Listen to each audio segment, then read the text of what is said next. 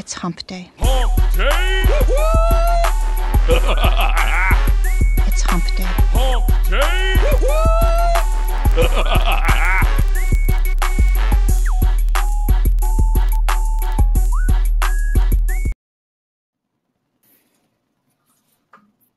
Hello, everybody, and welcome to Hump Day Hangouts. This is episode 130, and it is the 3rd of May. So we got the whole crew here today. It's been, I think this is the first time in like a month everybody's been here. So we've been pretty busy. Let's just go down the line here. How's it going, Bradley? Good, man. Happy to be here. We got lots of questions already, so ready to rock and roll. Fair enough. Hernan, how you doing, man? Are you you're back home? I'm back home in Buenos Aires, not for long though, but I'll be here for the next, I think I would say a couple of weeks. Had a short trip to the Pacific coast, to the west coast of the U.S. It was amazing. We've been to San Francisco, LA, beautiful city. So glad to be back home and glad to be back to it. Nice. That's why we call it the best coast. And now I'm going to get some hate. But now you guys know who makes all the money. Right. Oh, man. Chris, how's it going, man?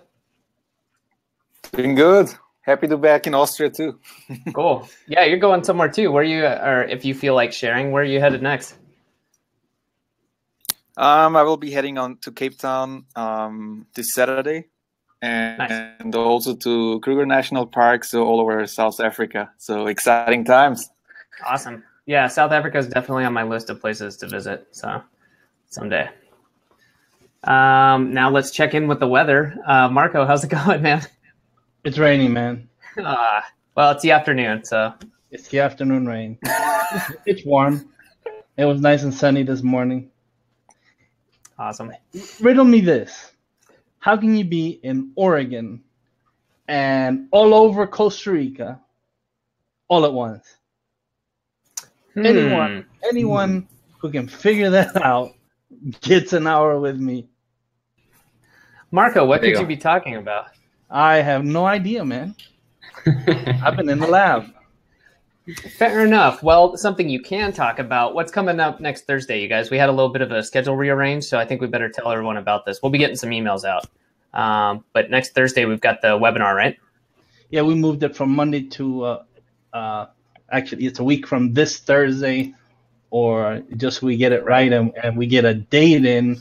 It's Thursday, May 11th at 3 p.m. Eastern. Cool. So that's when we'll be on. We'll be talking about structured data. Not all structured data is good structured data.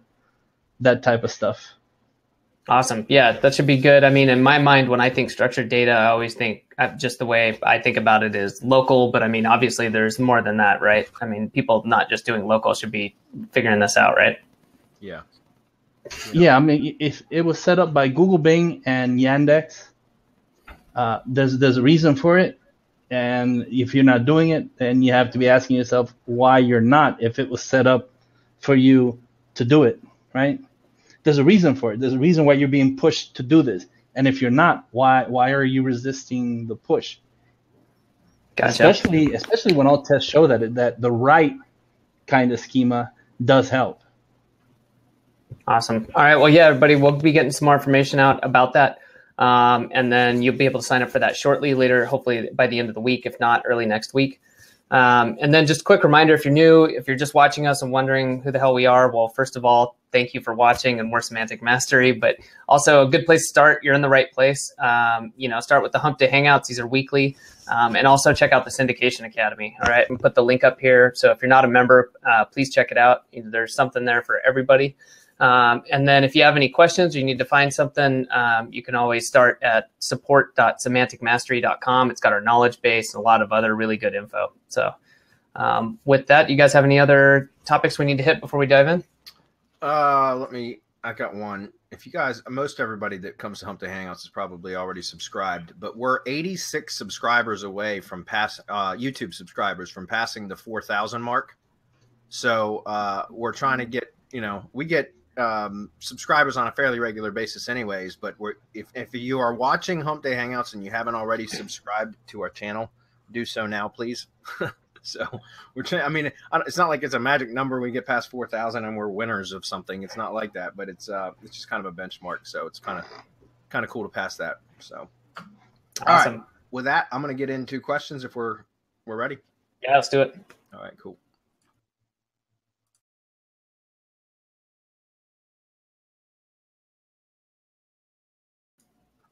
Can you hear me now? I can hear We you. can. Yep. Okay.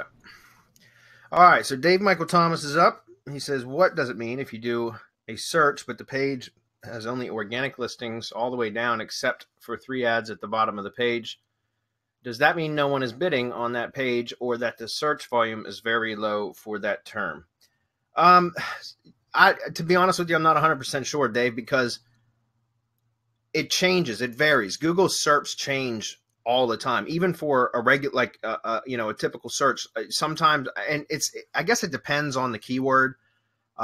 Something that is searched all the time, regularly, they probably don't play around or experiment with the SERP, the layout of the SERP page as much with those types of keywords. But with some that have lower traffic volumes, they'll play with those often to I guess try to see what gets highest click-through rates and that kind of stuff. I don't know what they're doing on the back end, but I notice a lot with more the ancillary keywords, right? So like the longer tail stuff, or if I'm doing local and I'm targeting like suburbs and things like that, sometimes it will draw a maps pack or produce a maps pack. Sometimes it won't. Sometimes it'll produce the ads on top. Sometimes the ads will be on the bottom. Sometimes there won't be any ads at all. But in some of the keywords, with a lot of my AdWords funnels that I do for lead gen, some of the keywords will sometimes, like, I'm bidding on the keywords, I'm paying for them, they're getting impressions and clicks. But sometimes even with the ad preview and diagnostic tool, which is inside of AdWords, it's one of the AdWords tools. Even sometimes with that, if I'll go check on my keyword, it will show no ad showing on that page, even though I know that I'm bidding on it and I'm paying for clicks because I can see it in my dashboard. So it's just a matter of Google displaying different things at different times as they're playing with the page layout. Generally, it is going to be more for keywords that are lower traffic that they do those kind of experimentations for. But I can't swear that they don't do it on the higher traffic keywords too, because they very may well. Do you guys have any comment for that?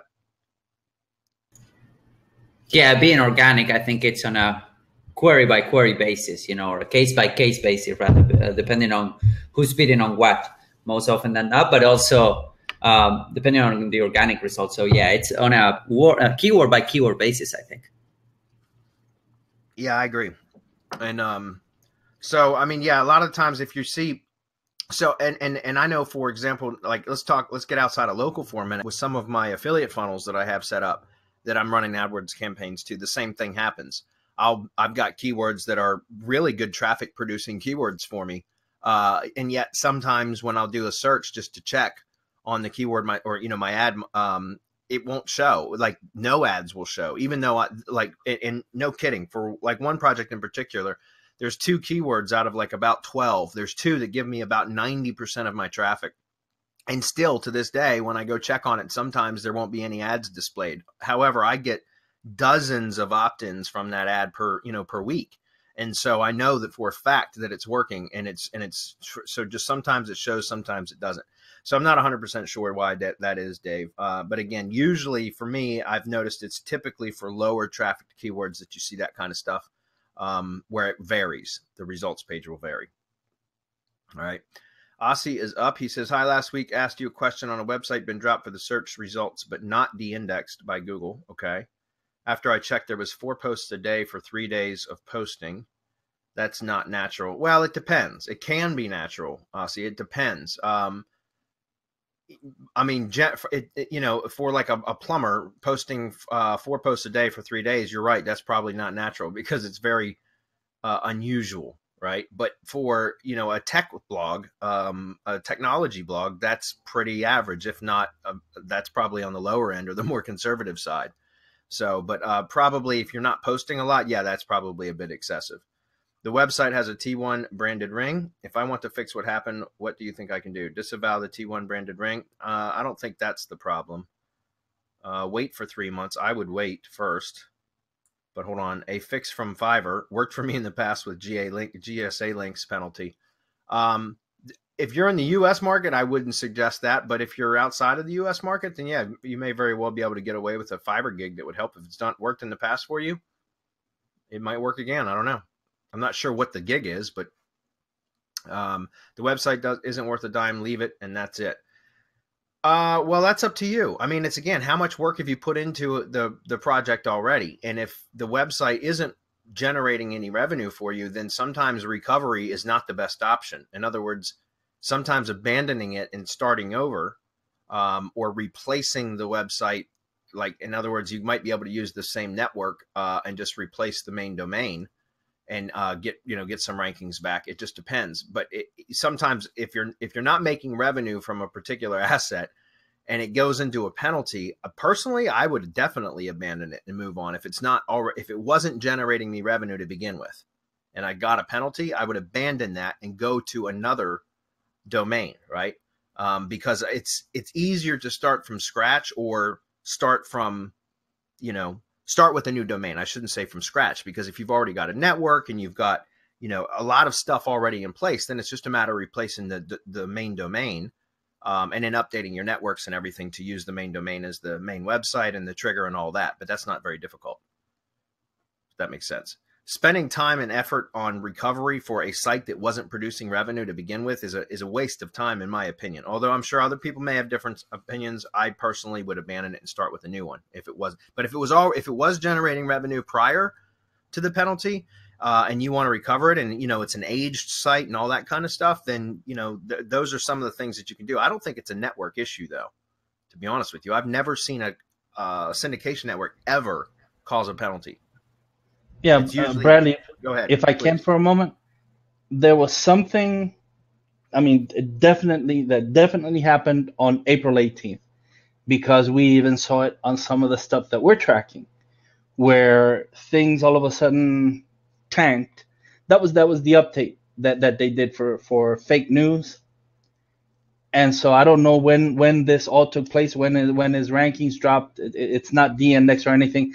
None of the stuff got de-indexed. Some of it kept steady, and some of it dropped right on the 18th when they did the update. So it could just be that. But we've left some of the stuff alone, right? And we've seen it just come back, because the filters that are being applied don't really apply to what we're doing, since we're not dealing with news. So definitely just wait, man. Just wait. Stop. It's 80-20, right? Apply 80-20. Stop. Leave what you're doing, leave it alone, see if it comes back. And if it doesn't, you should be doing something else that is going to make you money, instead of concentrating all of your time and effort into this that may or may not make you money. That's right. That's right. Okay. The next part of that was, I asked support of Syndication Academy to help me, but they said Hump to Hangout. Yeah, because support isn't for SEO help or guidance. Support is for if you're having trouble with an account, like logging into a members area or something like that. That's what support is for.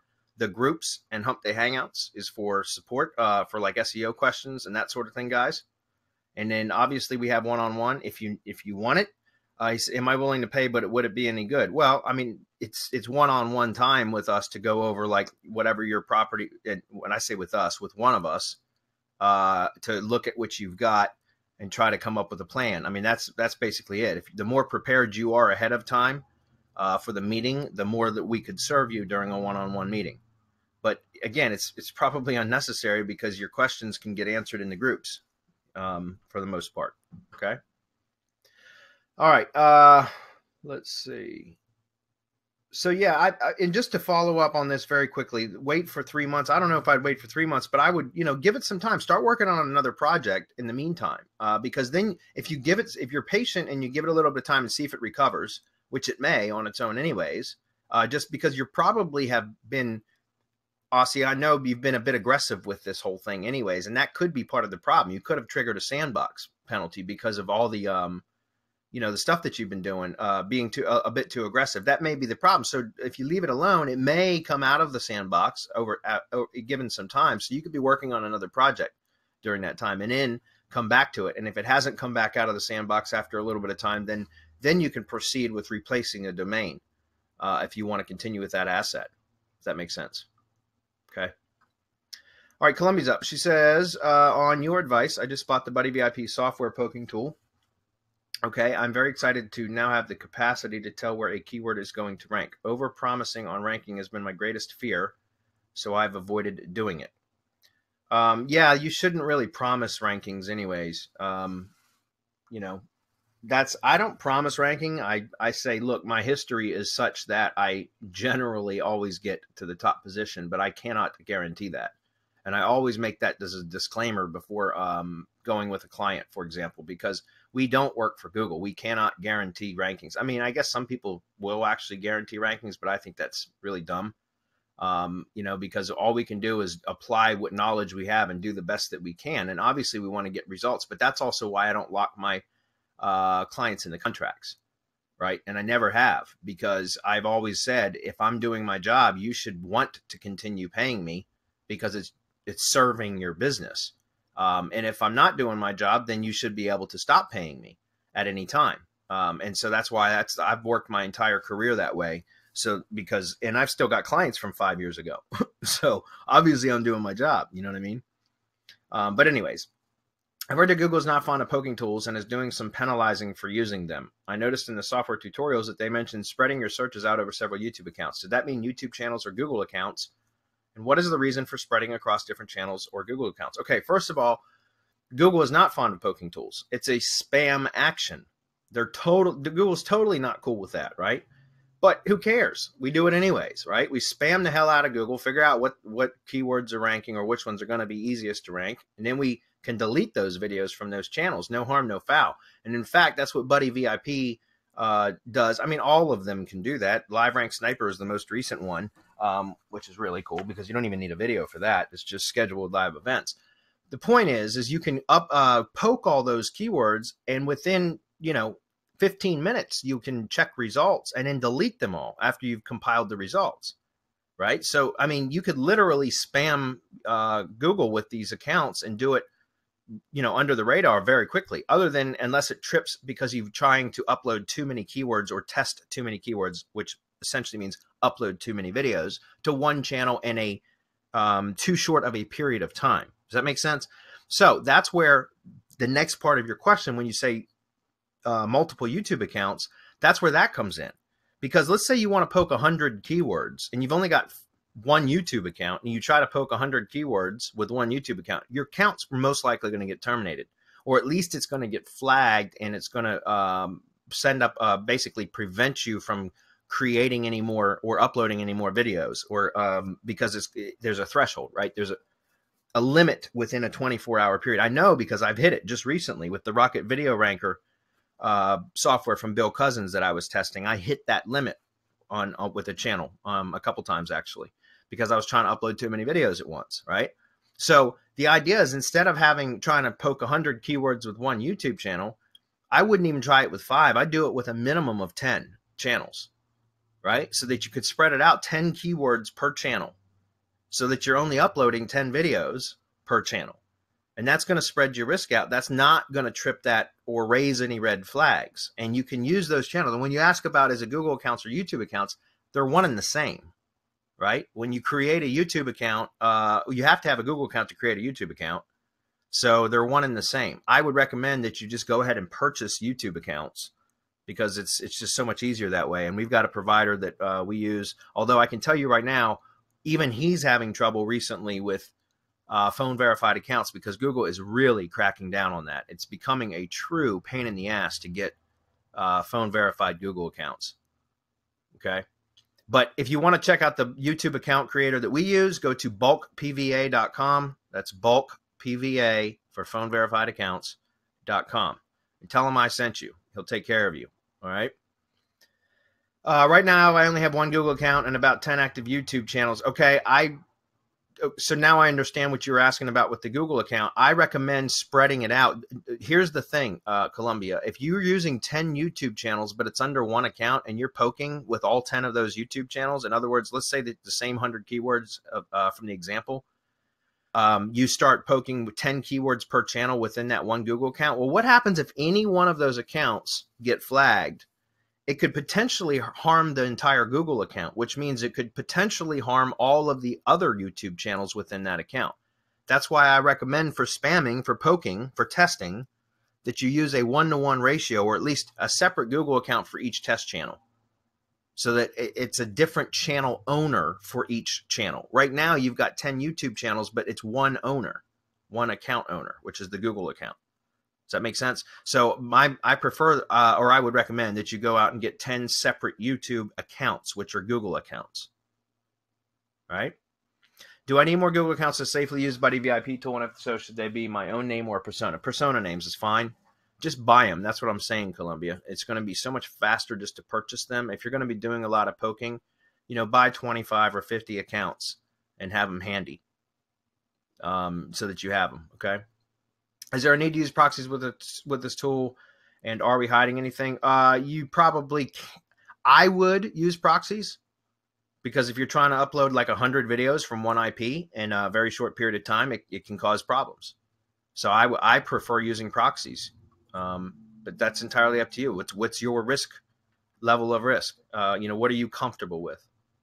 Do you have any current warnings about what to do and be careful of when using this powerful tool? No, just spread out, like just use more. The more YouTube channels, the better. I prefer using proxies. If you're going to use proxies, get dedicated proxies so they're clean.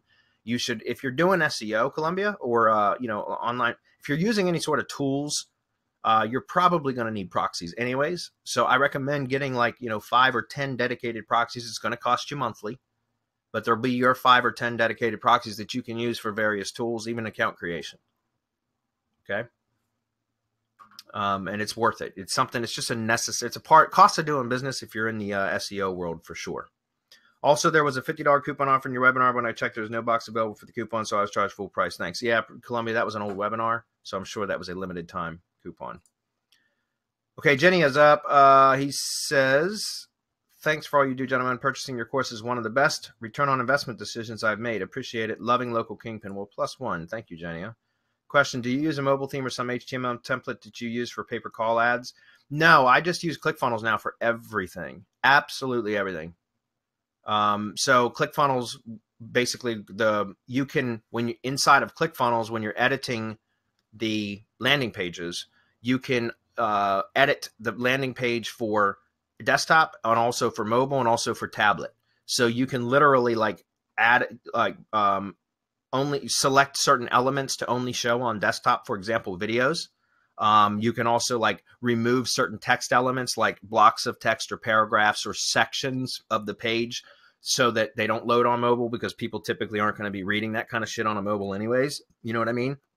It's more about when I set up my local lead gen landing pages, I basically strip down the mobile version to be basically just the contact information, the contact form, and then, you know, a few mentions of like the services and stuff like that, and then the necessary links like the privacy terms of service and that kind of stuff. That's it. I strip it down to its bare bone. But I use real simple landing pages for local lead gen anyways, Jenny, because I think personally I've tested now landing pages with more copy and versus, you know, long copy versus short copy for local leads.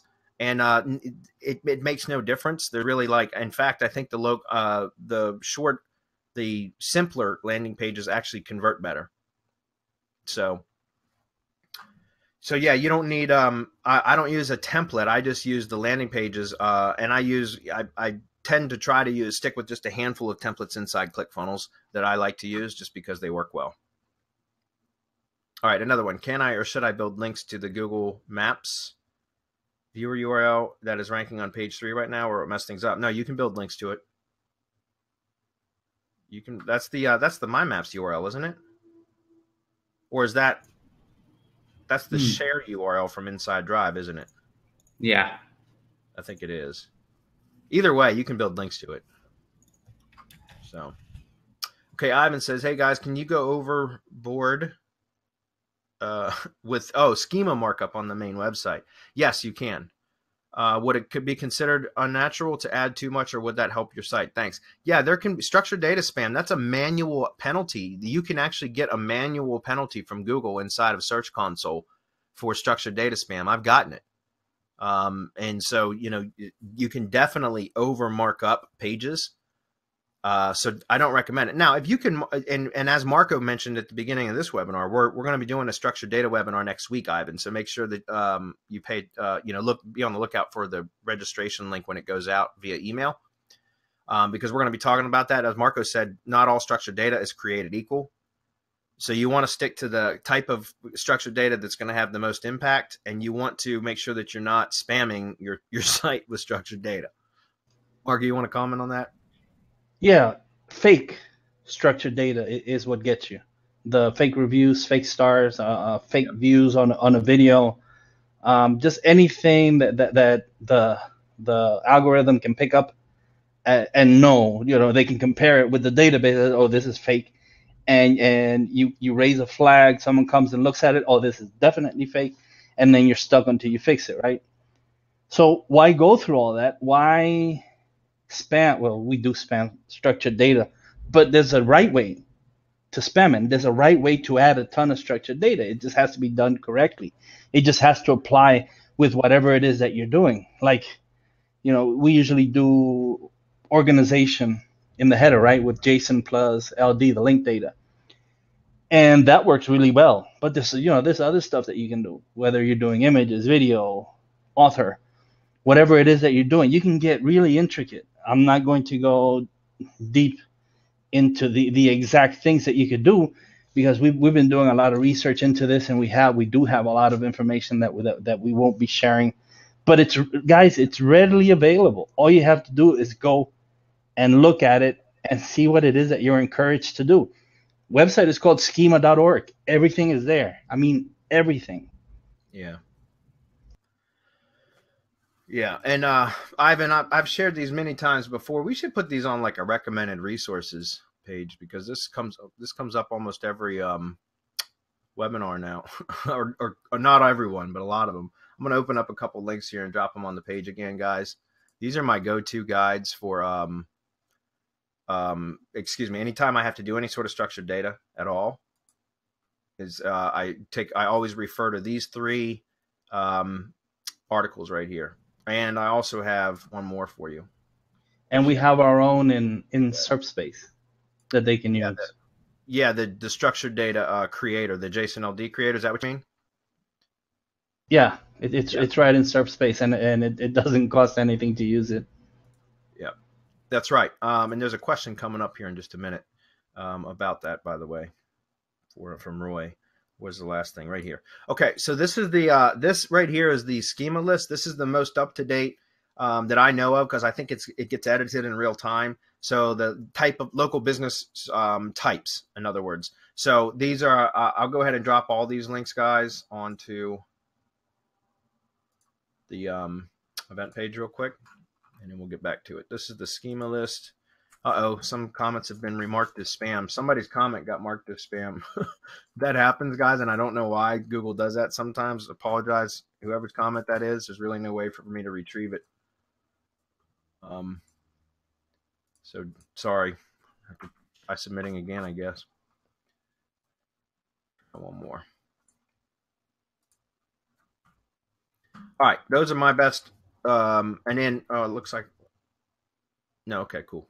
Those are the ones that I always refer to, guys. And then, yeah, we have the JSON LD's creator inside SERP space now, so double check that.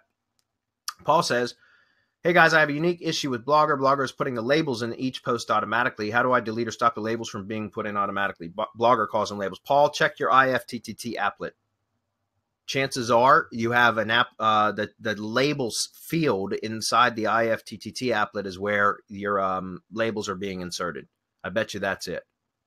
Okay, because otherwise I don't know where else they would be coming from. That's generally that's the only place I know of where you would insert labels into every post would be from the IFTTT applet itself.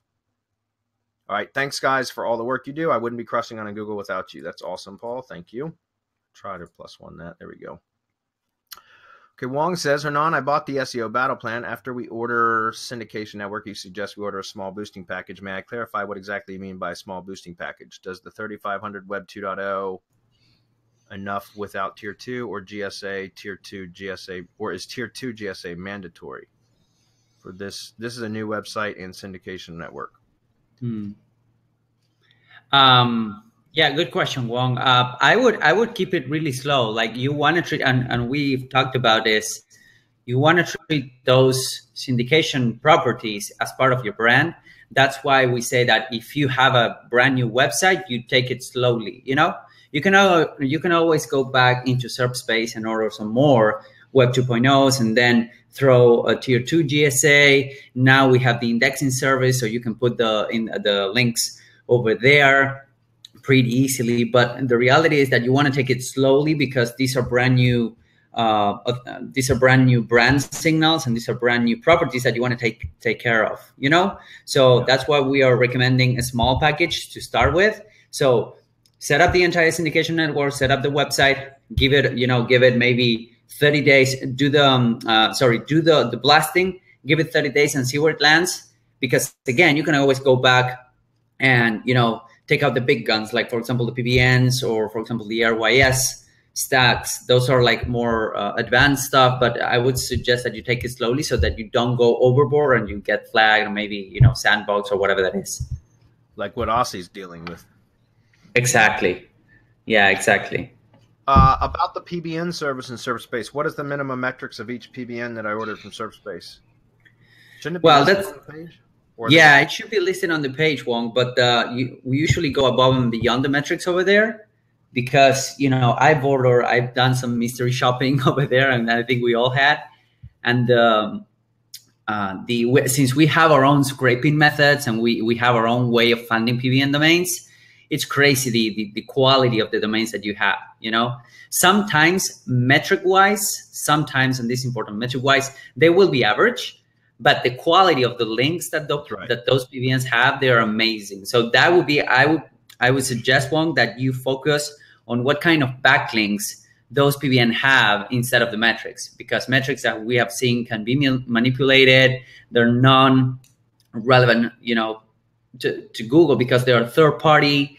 So, while we suggest specific metrics, we also suggest that specifically when purchasing PBN domains, and this is general not only from us, but from any vendor out there, even if you're doing your own scraping, focus on the links. That's right. The links that domain has, that will make it a lot more powerful. And maybe the metrics are average, but the links are super good. Yeah, and the ones that we have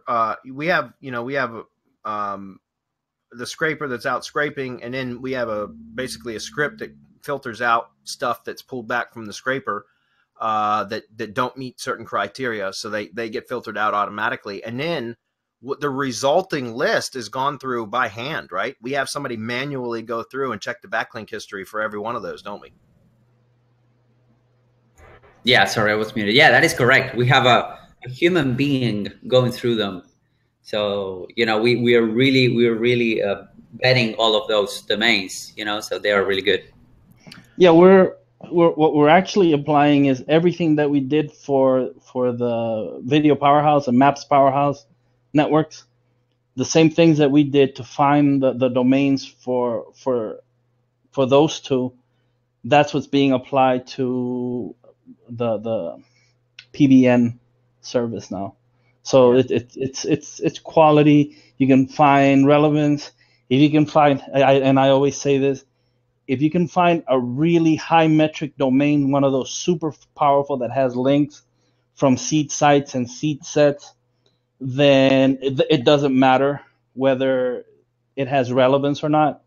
But when you're down at the level of $10, $15, $20 PBNs, then you should look for relevance rather than metrics. That's right. Always. And are we allowed to talk about how many domains we scraped for Video Powerhouse with this method? Sure, why not? 3,000. We bought 3,000 domains, guys, using the exact same method. That's why we are able to sell domains now, because we had to develop the method to be able to scrape that many damn domains. It was crazy. So yeah, and what's funny? I get paid from time to time on Skype groups and Facebook that people are telling me, hey, I'm having a hard time finding good domains. Yes, because we bought them all.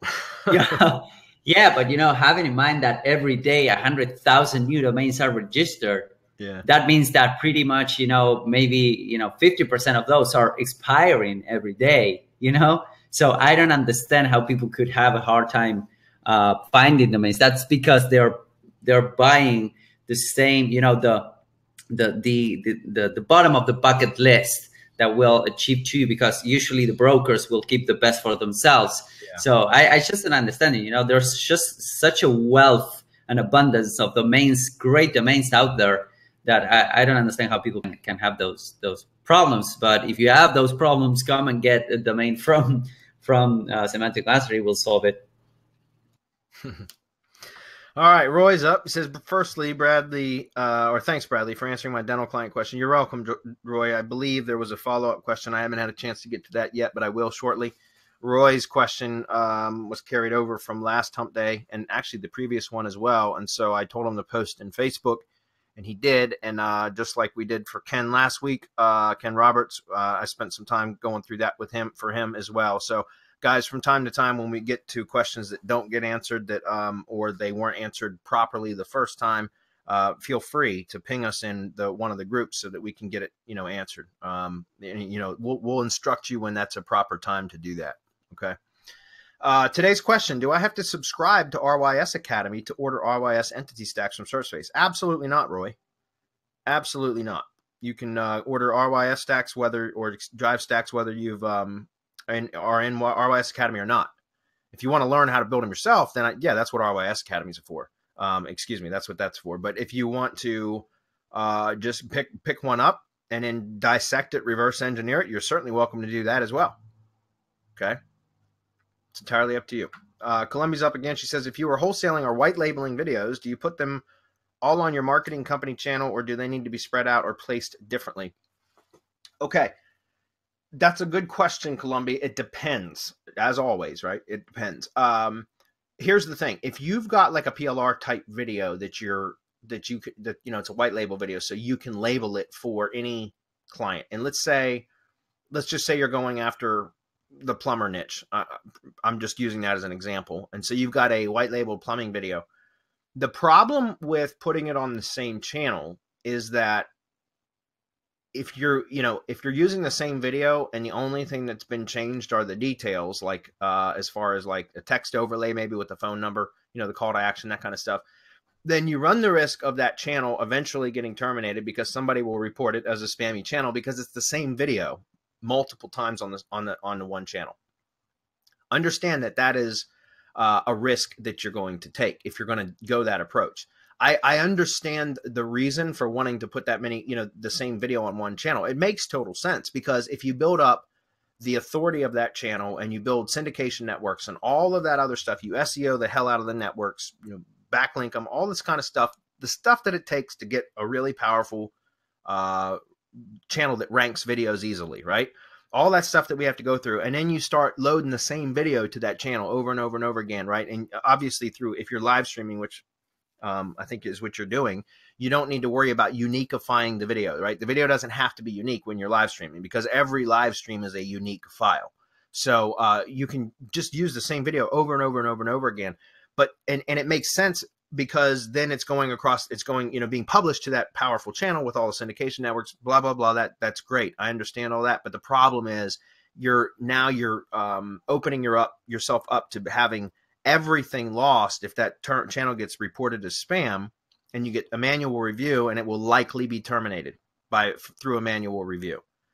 And so that's in part why you know, it makes sense to have a handful of channels that you can use to do that kind of stuff. I know it kind of sucks because it's added expense. It's a little bit more of a management nightmare as well, or a management headache, I should say. But it's in order to reduce your overall exposure to Google, right? So in other words, if let's say that you split it up across 5 channels and one of those channels ends up getting terminated. Okay, so you lost 20% of your business, or 20% of your revenue. So it's a lot less painful than losing all of them at one time if you have them all on one channel. And that's, you guys, that's the cat and mouse game we play, right? So she says, using Buddy V.I.P, I'm planning just a straight live stream upload for each one, which is apparently each keyword that ranks or that she identified as easy to rank. Is the software 100% accurate, or is there a variation? And if so, how much difference could that be? Yeah, Columbia, see, and that gets back to the earlier question that you asked. if you're using a bunch of test channels, spam channels for poking, right? Then those channels aren't going to be connected to anything else on the web. They're just YouTube channels. So there's no syndication network. There's no identity validation. There's none of that. It's just using brand new channels that you set up specifically for spamming or testing, poking, right? Whatever word you want to use. And so if you're able to rank videos on a new channel that has no entity or identity validation, it's no connection. They're what we call orphaned accounts, right? Because there's no other connection on the web, but yet you're able to rank certain keywords with those channels.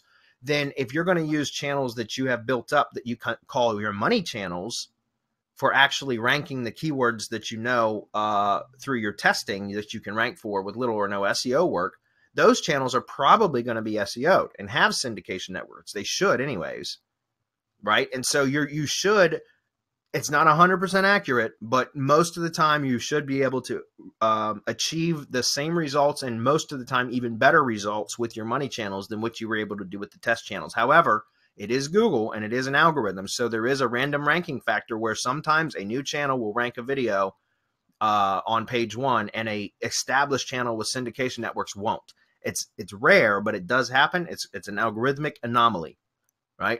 And that's just the random ranking factor. So that does occur from time to time. But just know that if you're going to target keywords that you identified with spam channels or test channels, and you're going to target those with money channels, you have you're very, very likely to achieve the same results, and equally as likely to achieve better results, if that makes sense.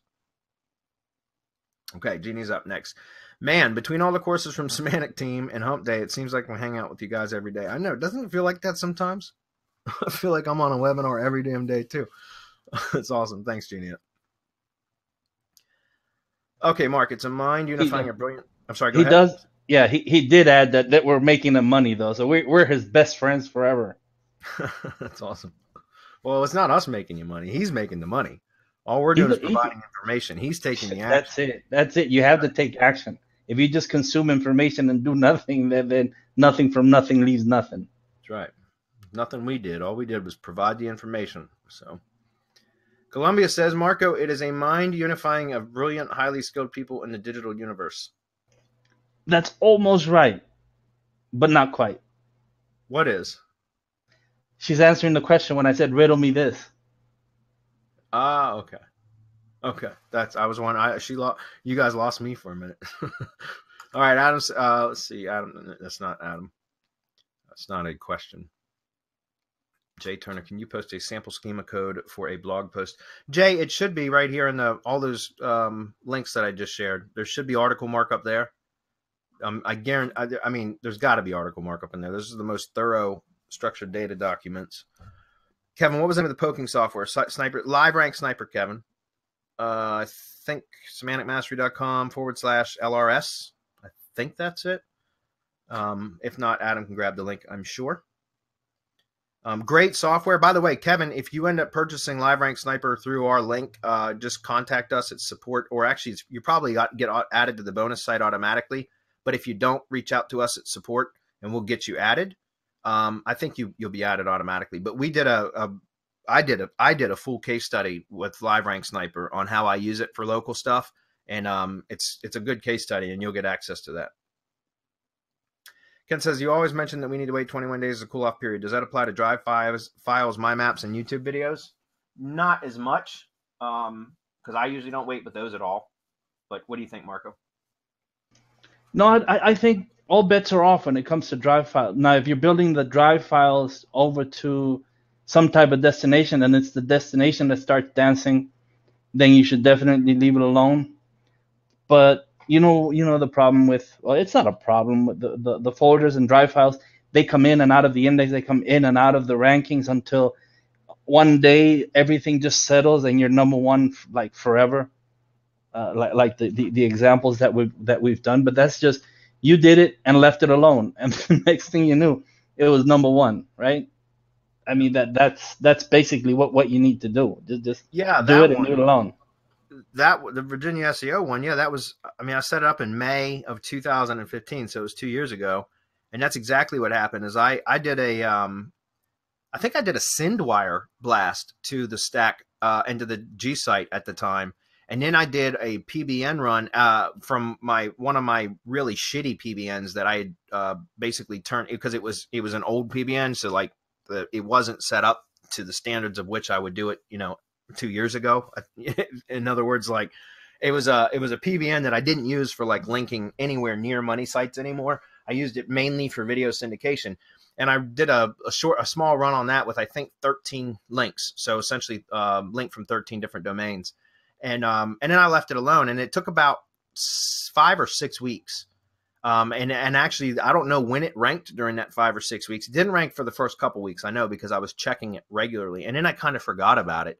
And I looked back about 5 or 6 weeks after it was initially built, and the damn thing was #1. And it's been #1, give or take. It's been in the top 3 pretty much ever since May of 2015, which is amazing.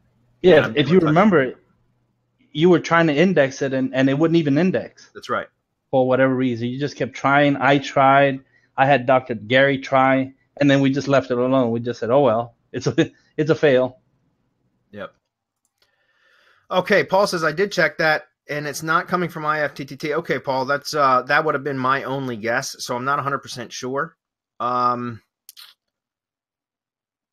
There's got to be some sort of default setting in Blogger then. I'm sure you've been through everything, but I mean, that's what I would do is go. My next step would be going to Blogger directly and going through the settings and see if there's some sort of default setting in there. I might also, I can't imagine where else it would be coming from, Paul. So I can't imagine where else it would be coming from. Sorry, I can't help you more with that, buddy. That the first thing I would have thought, I mean, as I mentioned, I would have checked IFTTT because I don't really mess with labels or tags inside of Blogger at all, ever. I might just put like the brand name as a label in the IFTTT recipe for the network, and that's it, if that makes sense. So I never mess with those, so I can't really give you any more guidance on that at the moment, Paul. I'm sorry. Maybe post that in the Syndication Academy group, and somebody else might have a response to it. And if not, I'll try to play around in Blogger for the next update webinar and see if I can figure out where that may be occurring. We just had an update webinar last week, though, so it's going to be probably 2 or 3 weeks, probably about 3 weeks before we have another one. But I'd be happy to take a look at that. Kevin says, it's my question, and we're almost out of time, guys. It's cool because it looks like we're almost out of questions, so good timing. It's my question. It was spammed. Okay, Kevin. Hey, guys, if I throw in a Google short link to my client's money site in the description of the YouTube video, I'm pushing through Video Powerhouse with 100 normal embeds plus 10K Web 2 embeds plus 150K tiered links. Will that be too much power and drop rankings or penalize the money site? No, it shouldn't, because those are no follow links from YouTube descriptions. So you can get away with a hell of a lot more. I certainly want to hear Marco and Hernan's opinion as well, but you should be fine to do that. I think 100 embeds is way too many to start with. I'd probably do a little less. Yeah. Yes. No. I go way less, because the problem is I say problem, but it's not really a problem. It's a benefit. A lot of those have IFTTT networks built around them, or they're being built, right? We're in the process of just expanding everything. So those 100 normal embeds may just be 2,000, right? There's really no way of knowing. So dial it down, go 25, and you want to split those. Can I interrupt you for 1 minute though? Sure. Because remember, the embed, the Google short link is in the original YouTube video. The embeds across Video Powerhouse aren't going to have that short link because it's in the description of the video, not in the embeds. Does that make sense? But it's still whether the link makes no difference. The embeds are still going to take place, and it's going to be either 100 or 2,000 or somewhere in between there. I would dial it back. Yeah, Kevin, I recommend. It depends on what it is, but usually when I'm submit a video to Video Powerhouse to start with, and I don't know how much work you've done already, but when I'm starting off with a new video like that I just uploaded, and I usually do about 25 embeds to start with, and then I'll wait a week or two and then go back and add additional embeds if needed, because a lot of the stuff that I don't like to dump 100 embeds on, because it uses a lot of credits, number one, but number two, it's a lot of time overkill. You don't need that many. And so it's better to try to rank with or get results with the least amount of effort and the least amount of resources used, if that makes sense. I'm sorry, Mark, I didn't mean to interrupt you. No, that's fine, because that's exactly what I was going to say. And I'll spread it, for example, across, I'll do some in the general category, I'll do some in the metrics category, and I'll do some in niche, right? Looking for the niche. So I'll add those 25, as you said, and then I'll save some for a supporting video that deals, that's in that same silo in YouTube to push up the video. So now you get more bang for your buck. By all means, use the embeds, but use them wisely instead of just all that power at once, because I can tell you that 100 will probably make it dance. Yeah. And the last part of this question, Kevin, where he says it would probably be wise to throw social clients, throw the clients social citations, etc., with Google short links in there as well. I'm thinking, yeah. Here's the thing, like I mentioned earlier, the links in the description of your original video and the channel that you're uploading the video to, that's the only place that those links are going to be present, because on all the embeds, it's just going to be the embed code and that'll link back to the actual video.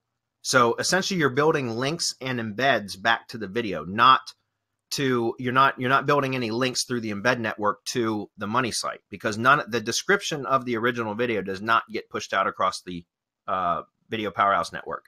Okay. So the same thing goes with your social links, right? It's the same thing. Here's where I think you're going to get, and not I think, but I know that you'll get the best results, is if you if you're going to use the Google short link for the social profiles and the money site, is now send traffic to the video that clicks through those links. Because if you're using Google short URLs, you're basically allowing Google to monitor all of the traffic through that link. You're giving them analytics, like injecting analytics into the link stream. That's exactly what you're doing.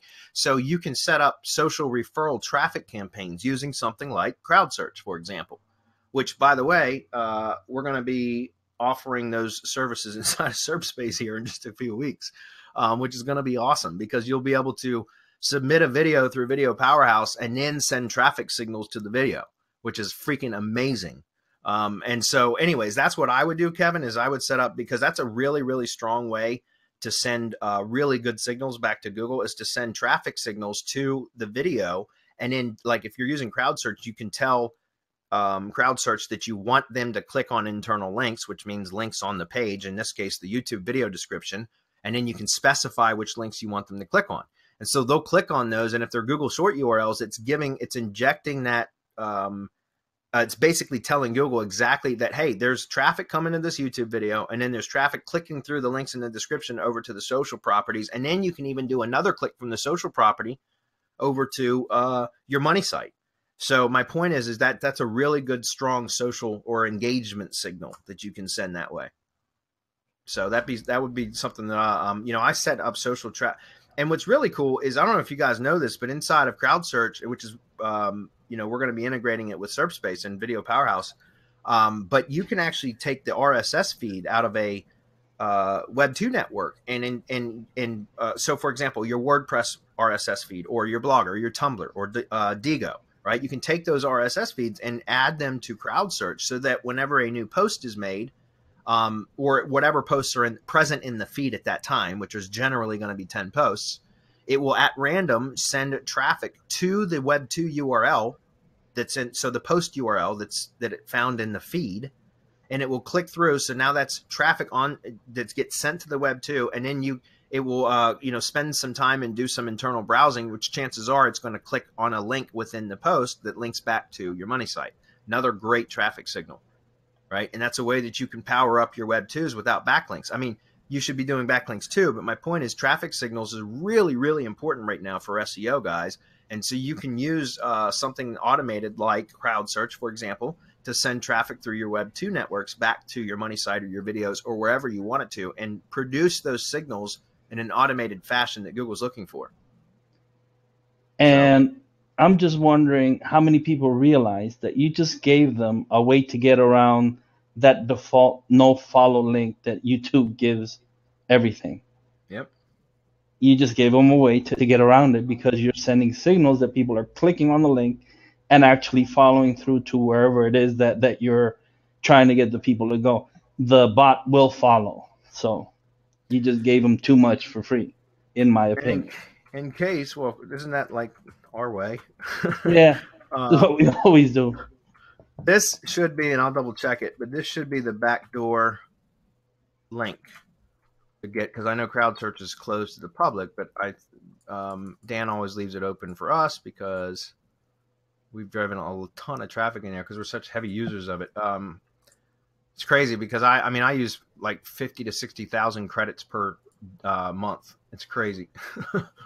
So, all right, cool. I think we're done, guys. We're out of time anyways. I've got to go. So we appreciate everybody being here. Okay. Am I back? Yeah, you're back. Okay, cool. Appreciate everybody being here. We have Mastermind webinar tomorrow for those that are Mastermind members. By the way, we had like 10 new Mastermind members join in the last month. We just had another one join today. So welcome to all of the new Mastermind members, guys. We're crushing it in there. We got a lot of cool things coming up. So if you haven't joined the Mastermind yet, maybe you should. We'll see you. Yeah, guys and the guys joining, they also have some perks and gifts. So that's fun too. Yeah. All right, guys. Thanks, Marco. Thanks, Hernan. All right, bye-bye.